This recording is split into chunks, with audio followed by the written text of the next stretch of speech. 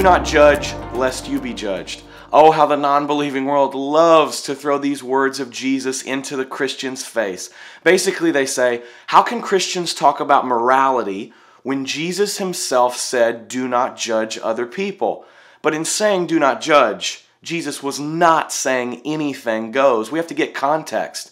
And in Matthew 7, where this verse is found, Jesus is specifically warning us about being hypocrites. If we get on to someone, if we judge someone for something that we do as well, we are being hypocritical, and that is bad. Jesus also talks negatively about harsh judgment and also false judgment, lying and making things up. Those things are bad. But later on in Matthew 7, Jesus warns us about false prophets and pigs and dogs, and he says, you will know them by their fruit. Essentially saying to us, we are to judge what they say and they do against a biblical standard. Also in John 7:24, Jesus gives us a direct command to judge.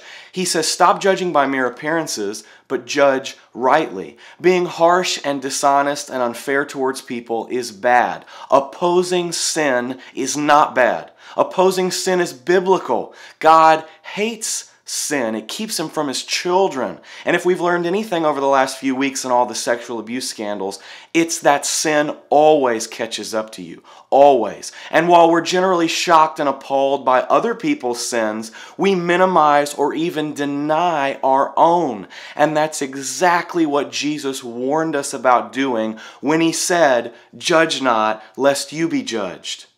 This is why it's so important to be a part of a church where the whole counsel of God is preached. We will not be a humble and loving witness to the world unless we deeply understand our own sin. We want non-believers to look in and see a humble and repentant people who cling to the costly grace that saved them. What is costly grace? It's the biblical understanding of what happened on the cross, that my sin, my hate, my wickedness slaughtered the most holy being in the universe.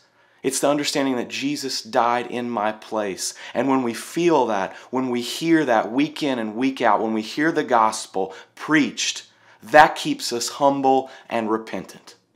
That's how we oppose sin and stay away from being hypocritical religious bigots. Because we gather together and we vow together in the power of the Spirit as Christians to kill our own sin, to flee from it, to call it out for what it is. And when we do that weekly and the world looks in and sees us as a humble and repentant people, we can then call other people to holiness. And we're not being a hypocritical judge while we do that.